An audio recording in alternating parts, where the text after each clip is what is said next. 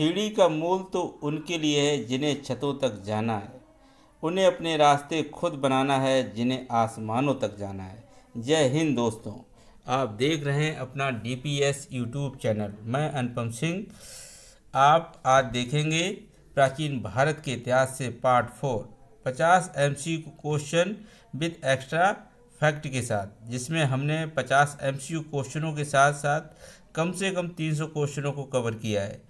जो भी स्टूडेंट किसी गवर्नमेंट एग्ज़ाम की तैयारी कर रहे हैं, ये वीडियो उनके लिए वेरी वेरी मोस्ट इम्पोर्टेंट है। चलिए शुरू करते हैं आज का सेशन।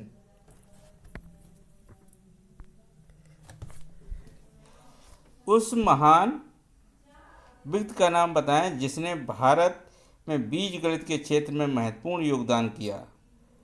चरक, ब्रह्मगुप्त, बारामियर, आर्यभट्ट। तो उसका राइट आंसर क्या होगा? ब्रह्मगुप्त। तो ब्रह्मगुप्त ने क्या लिखा है? ब्रह्मगुप्त ने 2 पुस्तकें लिखी हैं। इनकी कौन कौन सी पुस्तक? ब्रह्म स्फुटक सिद्धांत एक है, ब्रह्म स्फुटक सिद्धांत। दूसरी है खाद खंदक। खाद खंदक। बारामियर ने क्या लिखा है? इन्होंने लिखा है व्रत संहिता। वहीं चरक ने क्या लिखा है? चरक संहिता। आर्यभट्ट ने आर्यभट्टियम पुस्तक लिखी है, आर्यभट्टियम।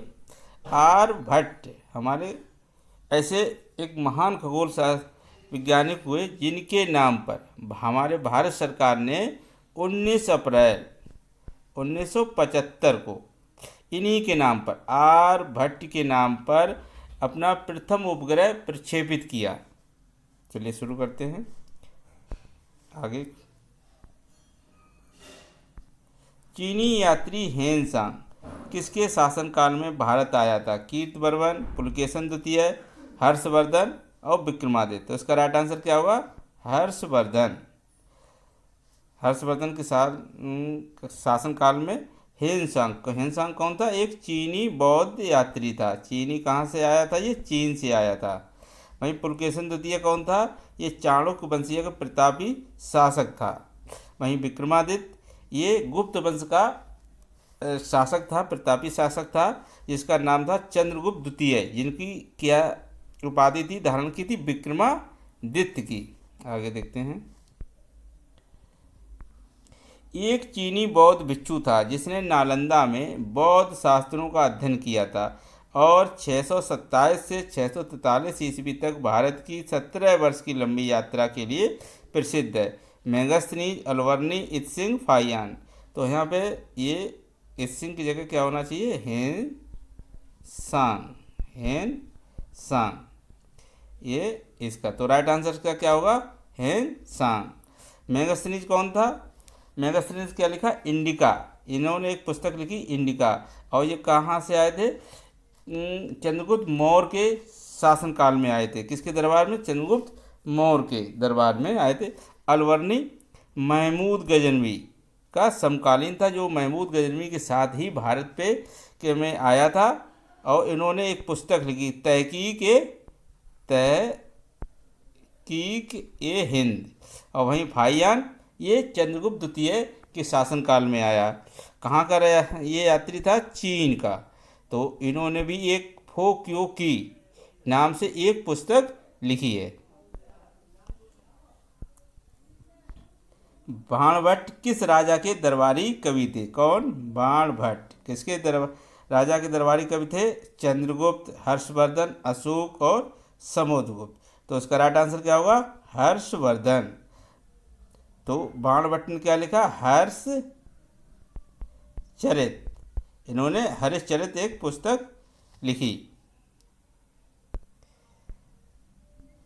विक्रमादित्य किस प्रसिद्ध गुप्त शासक का एक अन्य नाम है? विक्रमादित्य। कुमारगुप्त द्वितीय, चंद्रगुप्त प्रथम, चंद्रगुप्त द्वितीय और रामगुप्त। तो ये इसका राइट आंसर क्या हुआ? चंद्रगुप्त द्वितीय। तो चंद्रगुप्त द्वितीय ने शकों को हराया और शकों को हराने के उपलब्ध में इन्होंने किसकी उपाधि धारण की थी? विक्रमादित्य की। तो विक्रमादित्य की उपाधि हमारे भारतीय इतिहास में 14 लोगों ने धारण की। तो सबसे पहले कब किया? 157 ईसा पूर्व में। ईसा पूर्व में उज्जैन के एक राजा ने सर्वप्रथम विक्रमादित्य की उपाधि धारण की थी। कहाँ की ये थे? उज्जैन का जो राजा था सबसे पहले उसने विक्रमादित्य की उपाधि धारण की थी। कब की? 57 ईसा पूर्व में। सबसे बाद में किसने की? सबसे बाद में की हेमू ने। हेमू का युद्ध किसके साथ हुआ था? अकबर के साथ में। कौन सा युद्ध हुआ था? पानीपत का द्वितीय युद्ध में हेमू और अकबर के बीच युद्ध हुआ था। तो सबसे बाद में किसने विक्रमादित्य की उपाधि धारण की थी? हेमू ने। आगे देखते हैं। गुप्त साम्राज्य के निम्नलिखित राजाओं में से कौन एक अच्छा वीणा वादक भी था? वीणा वादक तो कहाँ? गुप्त साम्राज्य में। तो चंद्रगुप्त विक्रमादित्य, समुद्रगुप्त, कुमारगुप्त और चंद्रगुप्त प्रथम। तो इसका राइट आंसर क्या होगा? 2 समुद्रगुप्त। तो गुप्तकालीन के जो सिक्के प्राप्त हुए हैं जिसमें समुद्रगुप्त को क्या किया? वीणा बजाते हुए दर्शाया गया है। इससे अनुमान लगता है कि गुप्त जो शासक थे वो वीणा वादक यानी संगीत के प्रिय थे। किस काल को भारतीय इतिहास का स्वर्ण युग कहा गया? मगध काल, मुगल काल, मौर्य काल, गुप्त काल। तो इसका राइट आंसर क्या हुआ? गुप्त काल। तो गुप्त काल को स्वर्ण युग के नाम से जाना गया। मगर स्वर्ण युग किस क्षेत्र में कहा गया? ये कला और साहित्य के क्षेत्र में। कला और साहित्य के क्षेत्र में इसको स्वर्ण युग कहा गया। आगे देखते हैं। हर्षवर्धन के राजसभा कवि कौन थे? हर्षवर्धन के राजसभा कवि कौन थे? जयदेव, चंद्रवरदाई, बाणभट्ट और बिल्हण। तो इसका राइट आंसर क्या है? अभी बताया था बाणभट्ट। ये किसके दरबारी कवि थे? बाणभट्ट के। इन्होंने क्या लिखा? हरिश्चरित। चंद्रवरदाई ये किसके दरबारी कवि थे? पृथ्वीराज चौहान के। ये थे पृथ्वीराज चौहान के। पृथ्वीराज चौहान का किसके साथ युद्ध हुआ था? मोहम्मद गौरी का। कितने युद्ध हुए थे? 2। कौन कौन से हुए थे? तराइन का प्रथम और तराइन का द्वितीय युद्ध। तो तराइन का द्वितीय युद्ध में किसकी हार हुई थी? पृथ्वीराज चौहान की। और यही बिल्लड़ ये क्या थे? कल्याणी के चाणक्य के एक राजा थे विक्रमादित्य चतुर्थ, जिनका क्या नाम था? विक्रमादित्य चतुर्थ। उनके क्या थे? दरबारी कवि हुआ करते थे बिल्हड़। और इन्होंने क्या लिखा? विक्रमांक चरित। इनकी पुस्तक का नाम क्या है? विक्रमांक चरित नामक एक पुस्तक इन्होंने लिखी बिल्हड़ ने। आगे देखते हैं। चंद्रगुप्त द्वितीय ने गुप्त साम्राज्य का ईसवी में गुजरात तक विस्तार कर लिया था। 930, 903, 909 और 390। तो इसका राइट आंसर क्या होगा? चौथा, ये 390। आगे देखते हैं।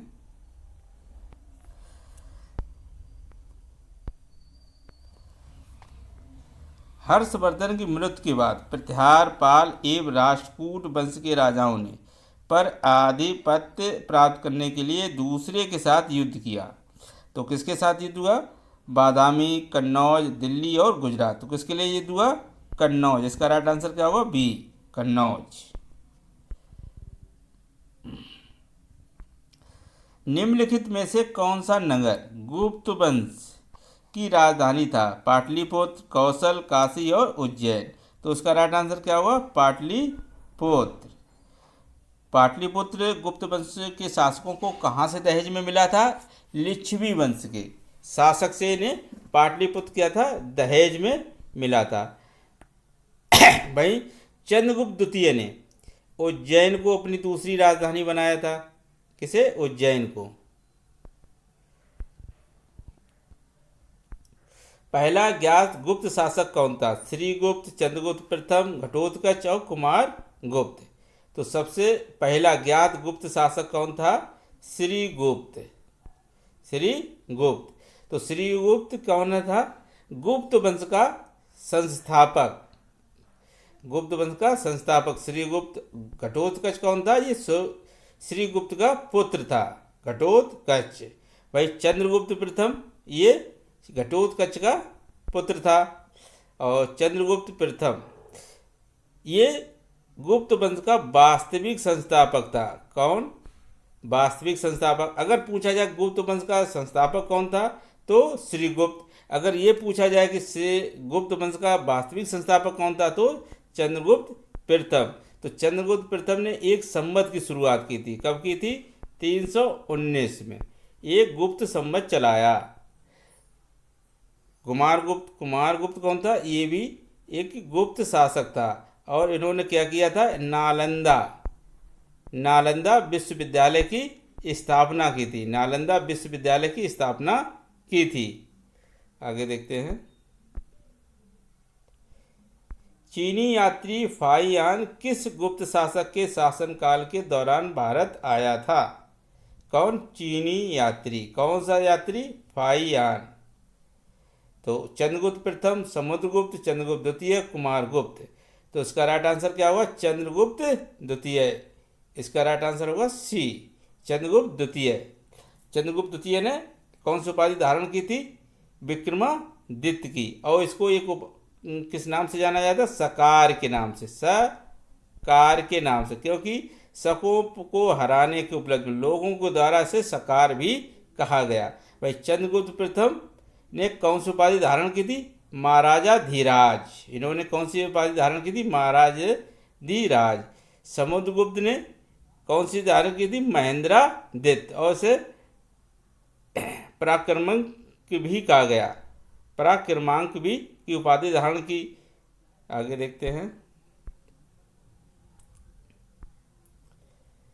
कवि कालिदास किसके राजकवि थे? इसका देखते हैं। चंद्रगुप्त मौर्य, समुद्रगुप्त, चंद्रगुप्त विक्रमादित्य और हर्ष। इसका राइट आंसर क्या होगा? चंद्रगुप्त विक्रमादित्य। तो चंद्रगुप्त विक्रमादित्य के दरबार में नवरत्न हुआ करते थे। कितने? नवरत्न। तो नवरत्न कौन कौन से होते थे? नोट कीजिए आप लोग। बारामियर, बररुचि, धर्मंतरी, छपड़क, अमर सिंह, कालिदास, शंकु, बेताल भट्ट और हर्षेण। ये नवरत्न हुआ करते थे। तो उनमें सबसे मुख्य कौन थे? कालिदास ने कुछ पुस्तकें लिखी, इसमें से इनका अभिज्ञान शकुंतलम, ऋतुसंहार, कुमार संभव, ये इन्होंने रचनाएं की। आगे देखते हैं।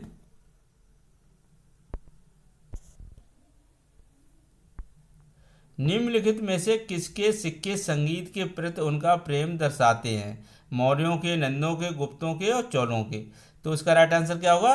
गुप्तों के, क्योंकि गुप्त काल के जो भी सिक्के प्राप्त हुए हैं उनमें कुछ सिक्कों में क्या हुआ? समुद्रगुप्त को वीणा बजाते हुए दिखाया गया है। आगे देखते हैं। बाणभट्ट निम्नलिखित में से किसके राज दरबारी कवि थे? विक्रमादित्य, कुमारगुप्त, हर्षवर्धन, कनिष्क। तो इसका राइट आंसर क्या हुआ? हर्षवर्धन।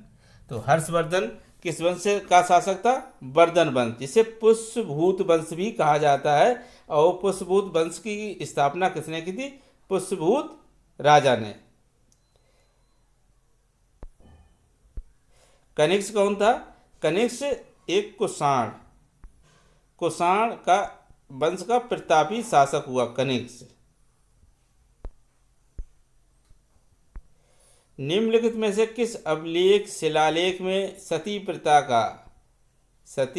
का प्राचीनतम संदर्भ मिलता है? इलाहाबाद स्तंभ शिलालेख, भानुगुप्त का एरण शिलालेख, पुलकेशिन द्वितीय का ऐहोल स्थित शिलालेख और भानुगुप्त का मितान शिलालेख।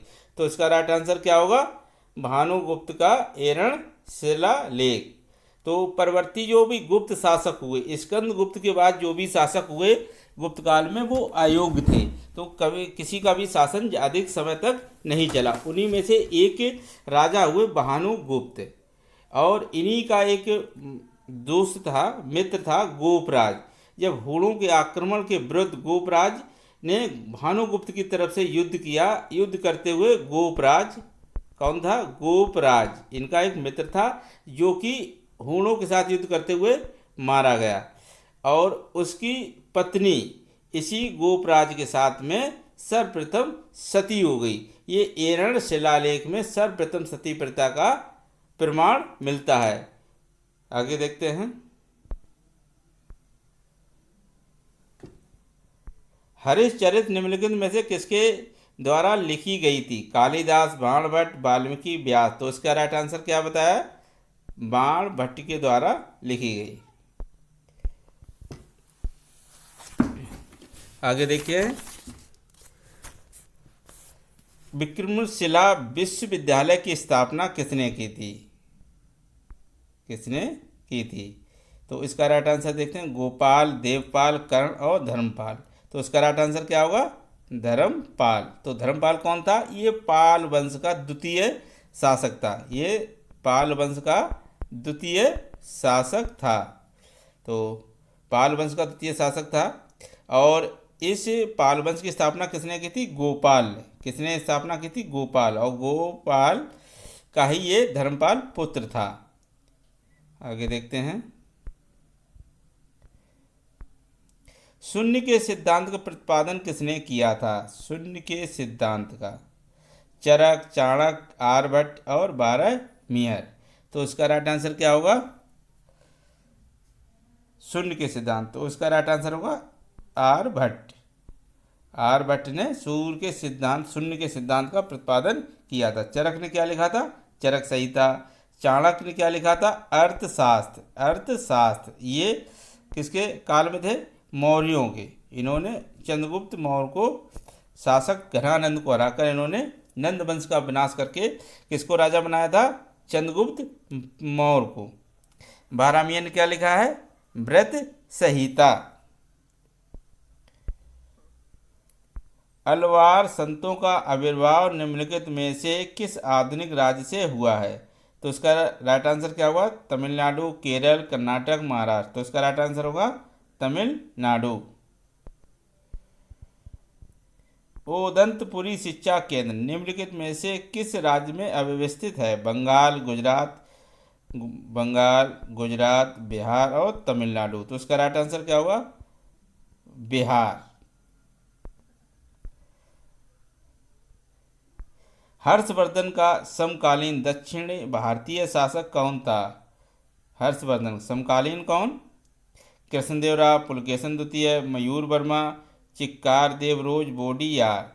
तो इसका राइट आंसर क्या होगा? पुलकेशन द्वितीय। ये चाणक्य वंश का शासक था। इसने किसे हराया था? हर्षवर्धन को। इसने हर्षवर्धन को पराजित किया था।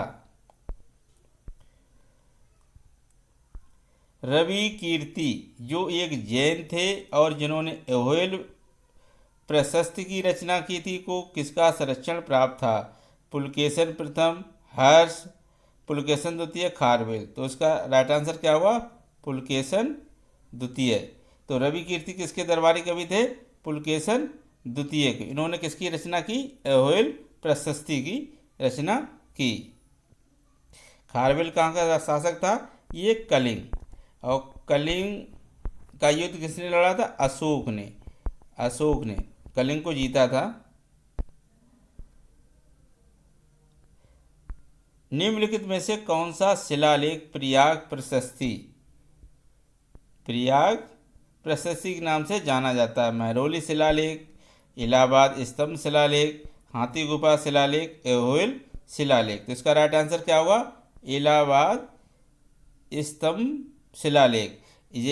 इसे आज प्रयागराज स्तंभ शिलालेख भी कहते हैं। तो ये किसने लिखा था? हर्षसेन के द्वारा। किसने लिखा था? हर्षसेन के द्वारा इलाहाबाद स्तंभ शिलालेख।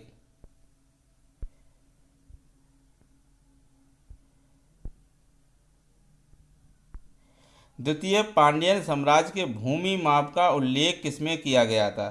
थलबाईपुरम तांबे की प्लेटों में, उत्तर मेरू शिलालेख, कुडमियाई मलई शिलालेख और कसागुड़ी तांबे की प्लेटों में। तो इसका राइट आंसर क्या होगा? फर्स्ट, थलबाईपुरम तांबे की प्लेटों में। महाराजा धीराज की उपाधि लेने वाला प्रथम गुप्त शासक कौन था? चंद्रगुप्त प्रथम, समुद्रगुप्त, कुमारगुप्त या स्कंदगुप्त। इसका राइट आंसर क्या होगा? चंद्रगुप्त प्रथम। इसने किसकी उपाधि धारण की थी? महाराजा धीराज ने। वहीं आप देख सकते हैं कुमारगुप्त, समुद्रगुप्त और स्कंदगुप्त। समुद्रगुप्त ने कौन सी उपाधि धारण की थी? पराक्रमांक, जिसे इसकी दूसरी उपाधि क्या थी? श्री विक्रांक। वहीं आप देख सकते हैं कुमारगुप्त की कौन सी उपाधि थी? इसकी थी महेंद्रादित्य। और स्कंदगुप्त की कौन सी? शक्रादित्य, कर्मादित्य के नाम की उपाधियां इसने धारण की थी।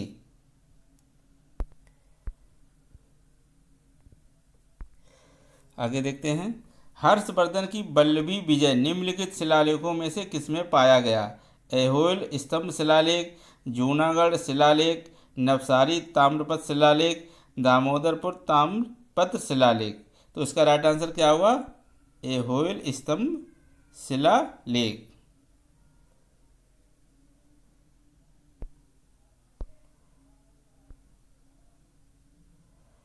आगे देखते हैं,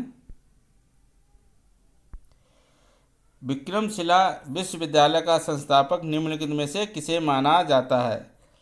तो इसका राइट आंसर क्या होगा? विजय सेन, धर्मपाल, बल्लाल सेन या कुमारपाल। तो इसका राइट आंसर क्या होगा? विजय सेन, धर्मपाल, बल्लाल सेन, कुमारपाल। इसका राइट आंसर क्या होगा? धर्मपाल। विक्रमशिला विश्वविद्यालय की स्थापना किसने की थी? धर्मपाल ने। आगे देखते हैं, ये क्वेश्चन दोबारा देखते हैं। हर्षवर्धन की वल्लभी विजय निम्नलिखित शिलालेखों में से किसमें पाया गया? ऐहोल स्तंभ शिलालेख, जूनागढ़ शिलालेख, नवसारी ताम्रपत्र शिलालेख या दामोदरपुर ताम्रपत्र शिलालेख। तो इसका राइट आंसर क्या होगा दोस्तों? नवसारी ताम्रपत्र शिलालेख। आगे देखते हैं, निम्न में से उस राज्य का नाम बताएं जो चंद्रगुप्त प्रथम को लिच्छवियों से दहेज में मिला था। उज्जैन, पाटलिपुत्र, प्रयाग या साकेत। तो उसको राइट आंसर क्या होगा? पाटलिपुत्र। किससे मिला था? लिच्छवियों से। किससे मिला था? चंद्रगुप्त प्रथम को। चंद्रगुप्त प्रथम को क्यों मिला था? क्योंकि चंद्रगुप्त प्रथम ने किससे विवाह किया था? कुमार देवी से। कुमार देवी से। और कुमार देवी कौन थी?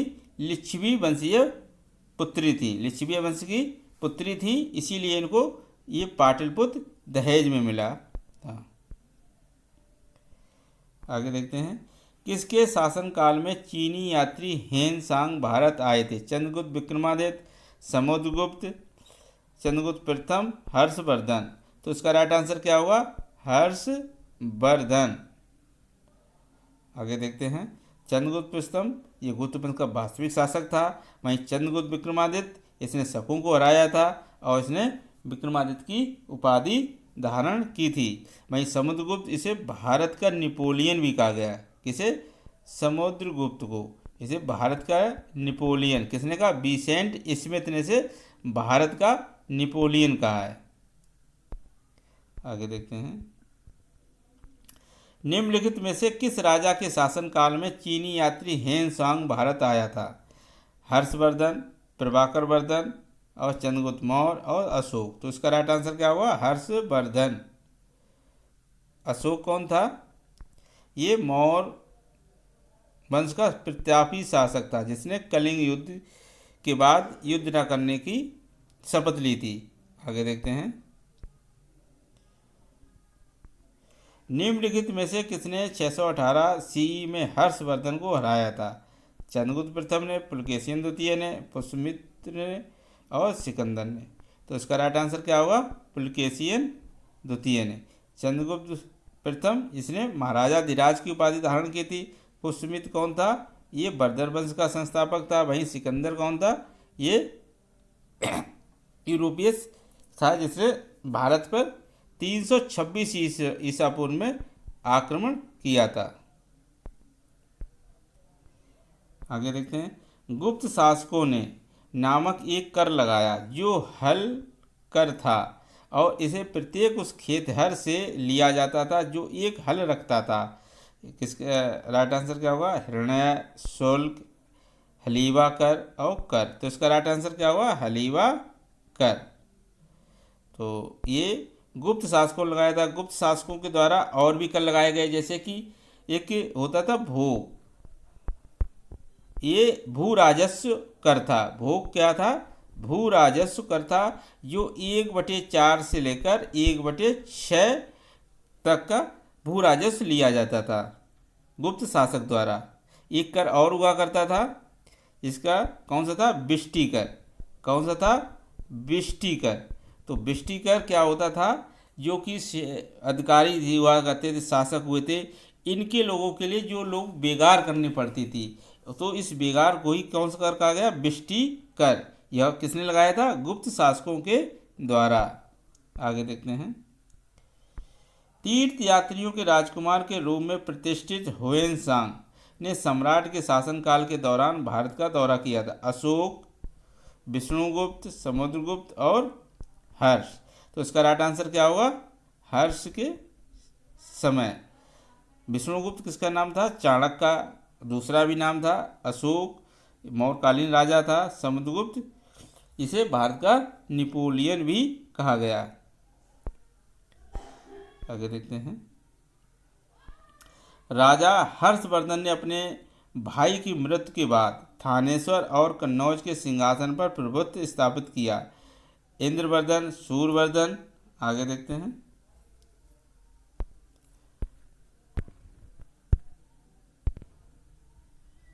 या राजवर्धन या चंद्रवर्धन। तो उसका राइट आंसर क्या होगा? राजवर्धन। आगे देखते हैं। किस स्तंभ शिलालेख में समुद्रगुप्त की उपलब्धियां अभिलिखित की गईं, जो अपनी विजय के लिए नेपोलियन ऑफ इंडिया के नाम से जाने जाते हैं? तो लौह स्तंभ, सूर्य स्तंभ, विजय स्तंभ और इलाहाबाद स्तंभ। तो उसका राइट आंसर क्या हुआ? इलाहाबाद स्तंभ। ये किसने लिखा था? हर्षसेन ने। किसके लिए? समुद्रगुप्त के की प्रशस्ति में एक स्तंभ लिखा गया, जिसमें क्या गया? नेपोलियन ऑफ इंडिया के नाम से जाने जाते हैं। किसने कहा था ये? विसेंट स्मिथ ने। किसे कहा था? समुद्रगुप्त को, भारत का नेपोलियन।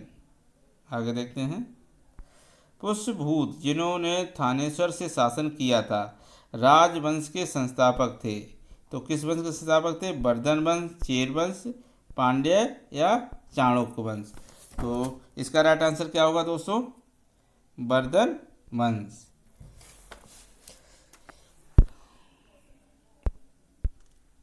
चलिए, तो ये था आज का सेशन। ये वीडियो आपको कैसा लगा हमको कमेंट करके ज़रूर बताएं। अगर ये वीडियो आपको अच्छा लगा है तो वीडियो अपने दोस्तों के पास शेयर ज़रूर करें और हमारे चैनल को सब्सक्राइब ज़रूर कर लें, जिससे हमारे आने वाले वीडियो की नोटिफिकेशन आपको मिलती रहे।